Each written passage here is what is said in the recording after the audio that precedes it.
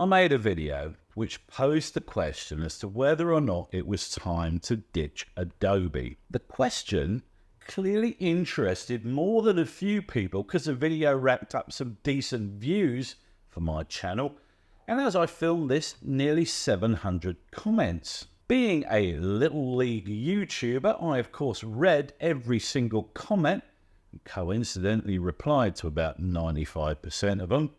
And as I worked my way down that long list of replies made by the great and the good here on YouTube, the one sentiment repeatedly expressed by people was how very much they hated subscriptions.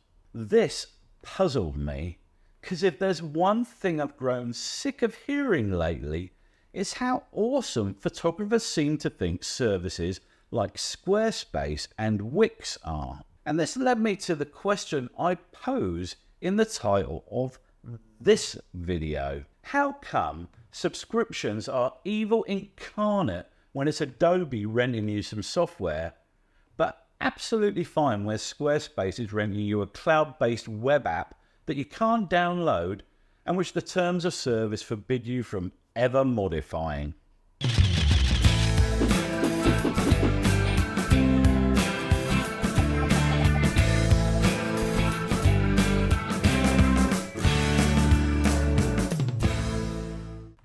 Hold off on the outrage for a minute, my friends. I realise we're not comparing apples to oranges, and the renting software is different to renting a page builder because it also includes cloud space. Single purchase online services have never really been a thing, while single purchase apps used to be the norm. But you knew there was a but coming.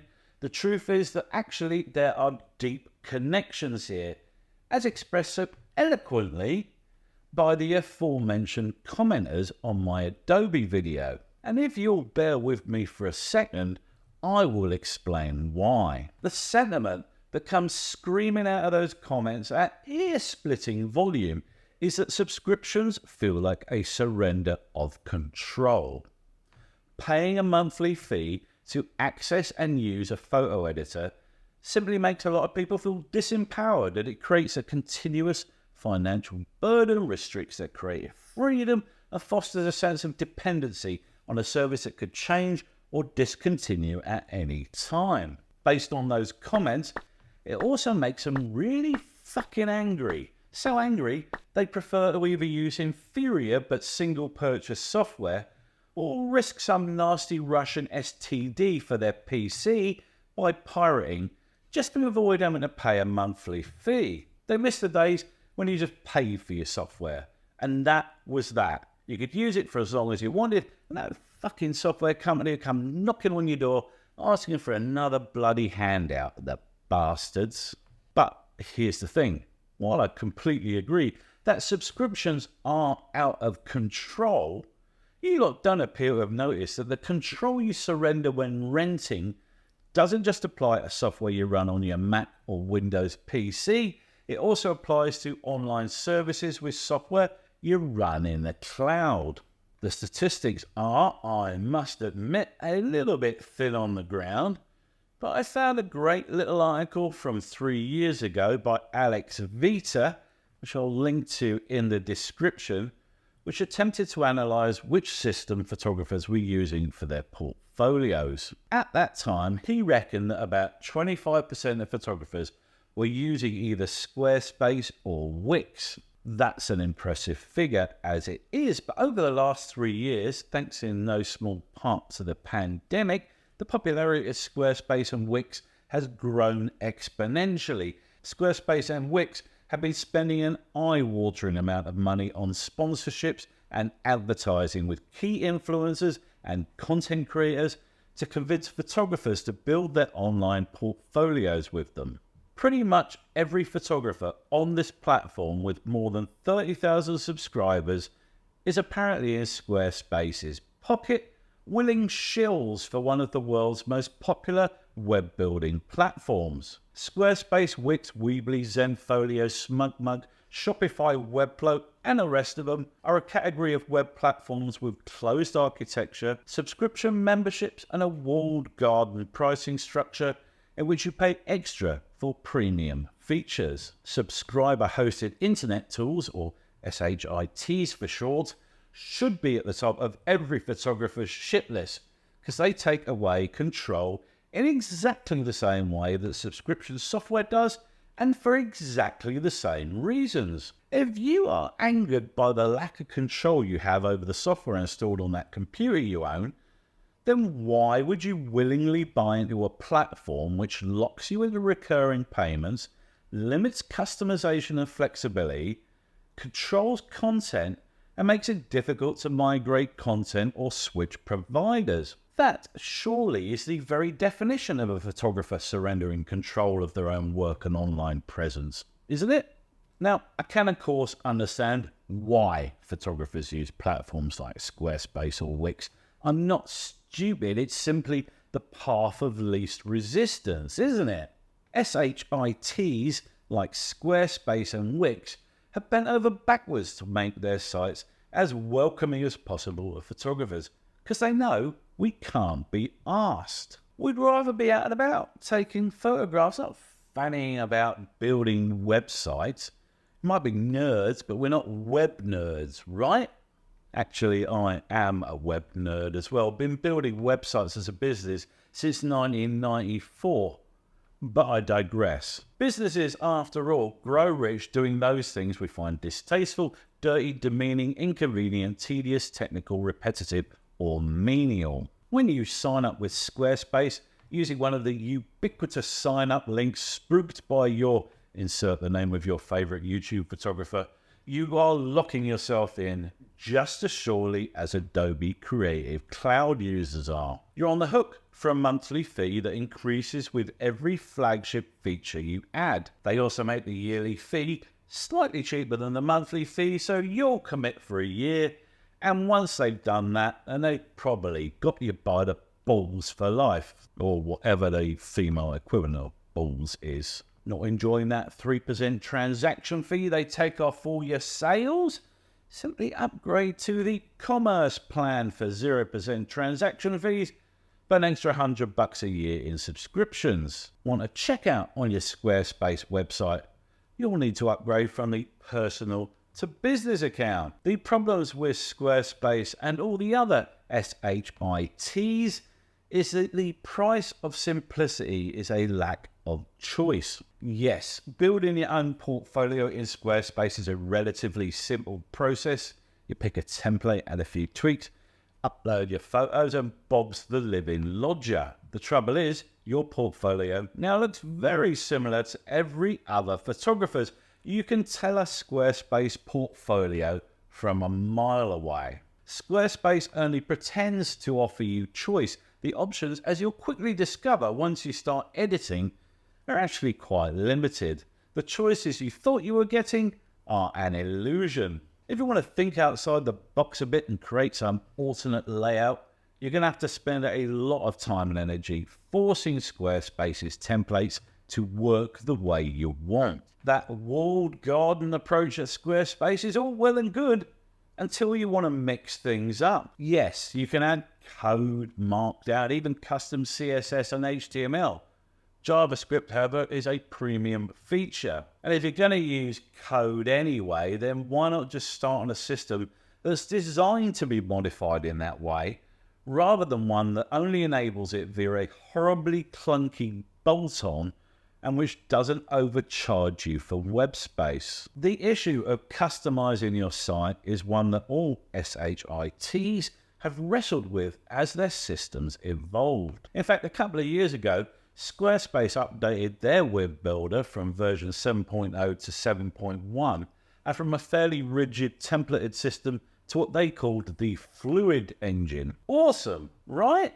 Not so much. When they released it, literally the only way to move your site from version 7 to 7.1 was to completely rebuild it in the new engine. So if you'd heavily tweaked your site, modified it with code, made sure everything was SEO enabled, you'd have to lose it all and start from scratch. It took them 3 long years to finally release a tool that converted your site from the older 7.0 infrastructure to the newer Fluid engine. Once you start properly using Squarespace, you'll quickly discover that it's one compromise after another. And if you don't believe me, take a wander through the Squarespace forums or the Squarespace subreddits. But web building and styling aside, the fundamental problem with Squarespace is how it locks you in. There is no simple way of moving your website off Squarespace should you decide you want to jump ship. You will literally have to start from scratch. The same is true of all SHITs, of course,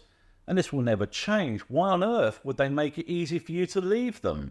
Ultimately, it's no different to Adobe obscuring their planned cancellation forms behind a maze of hyperlinks and checkboxes. And don't forget that Squarespace ultimately has the last say on the content you put on your website. Their acceptable use policy is actually pretty reasonable, but if you shoot boudoir, for instance, you may be in contravention of their rules. So, let's say that I've convinced you that subscriber-hosted services like Squarespace and Wix are less than ideal. What is the alternative? The solution, my friends, is to use an open-source content management system such as WordPress. Now, I realize there might be a bit of pushback to the word WordPress because companies like Wix and Squarespace have spent a shit ton of money trying to convince everyone that it's complicated. I've got to hand it to those marketing teams.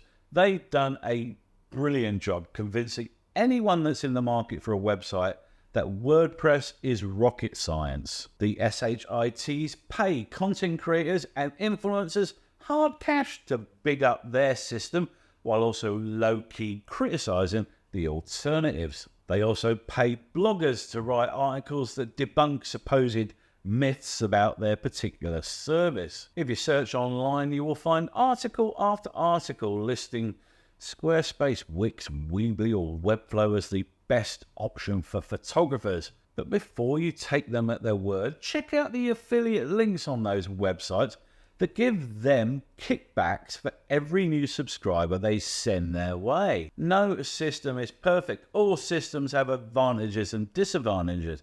But walled gardens like Squarespace or Wix deprive you of control, lock you in, and greatly limit the capabilities of any website you build. Ultimately, building a portfolio website in WordPress using the built-in WYSIWYG block system is no harder than making a Squarespace or Wix site. If you want, you can begin with a pre-built template, of which there are tens of thousands, not just the 30 or 40 you get on the SHITs. I'd recommend just building out your own site. Every single facet of a WordPress site can be tweaked and altered, and so you can get it precisely the way you want without having to compromise. But hold on, Andy, I can hear you all saying, where's this amazing WordPress site gonna live then? I'm going to have to pay someone for some web space, am I not? Yeah, sure, it has to live somewhere. But that somewhere can be literally any cloud space on the internet, not just some closed-off corner controlled by the company that make your web builder. There are free web space services, which I'll get to in a minute, but let's talk about the paid options first. And just to be crystal clear, there are two versions of WordPress. There is the free to download and use open source version, which you can find at wordpress.org, and there is a paid for hosted version, which you can find at wordpress.com. So don't go confusing the two. The personal plan on the hosted paid for wordpress.com costs 72 Australian dollars per year and comes with a rather pathetic 6 gigabytes of space. It's potentially an okay place to start because it's ready to begin building your portfolio as soon as you log in.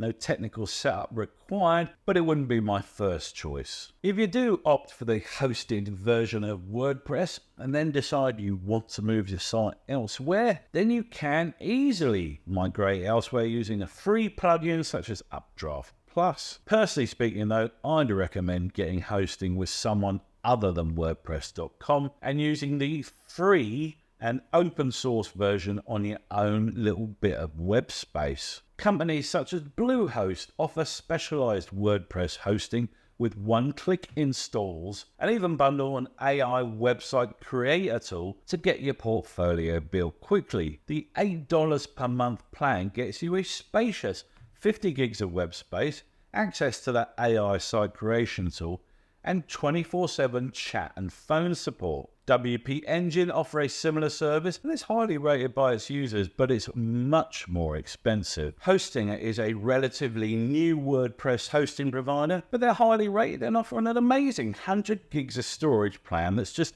$2.69 a month if you opt for the 48-month deal, which incidentally is $129 over those 48 months. Or just find a reputable web host in your country. I host my websites with an Australian company called Dream IT, and while the plan I'm on is far removed from the starter packages, they do offer a $7 package with one-click WordPress install. Incidentally, while I will link to the companies I've mentioned in this video, none of them are affiliate links because I highly value my independence and do not join affiliate schemes ever. So let's say that $2.69 a month is still too much for you, you cheap bastard. There are real reputable companies that genuinely offer completely free web hosting. I will put a link to a Tech Radar article that lists them all in the description below. And actually, if you've got a decent internet connection at home, there's nothing stopping you from hosting your website on your own computer. This is admittedly quite a bit more technical, so I won't go into the details, just know that it is perfectly doable. So here's where we stand, my photographer chums. If you're going to fight against software as a service and push back against subscriptions, then you need to be consistent with your critical thinking. Squarespace, Wix, Weebly, Zenfolio, and Webflow are subscription software services that just happen to live in the cloud and not on your hard drive. They may seem convenient, but ultimately they limit your control and flexibility as a photographer. By opting for an open source solution like WordPress, you retain ownership of your online presence and have the freedom to customize your portfolio in any way you like. The initial learning curve will probably be no steeper than learning to use an SHIT, but the long-term benefits of independence and control far outweigh any temporary inconveniences anyway. Your online portfolio is a statement of intent and your photography's permanent home on the internet. So do it right. Don't believe the marketing bullshit that Squarespace and co are raining down on YouTube, and properly look into open source alternatives. Take the time to explore your options, weigh the pros and cons, and make an informed decision that aligns with your values and your goals as a photographer. If you're so anti-subscription, then don't bloody half-arse it. This video is not sponsored by Squarespace.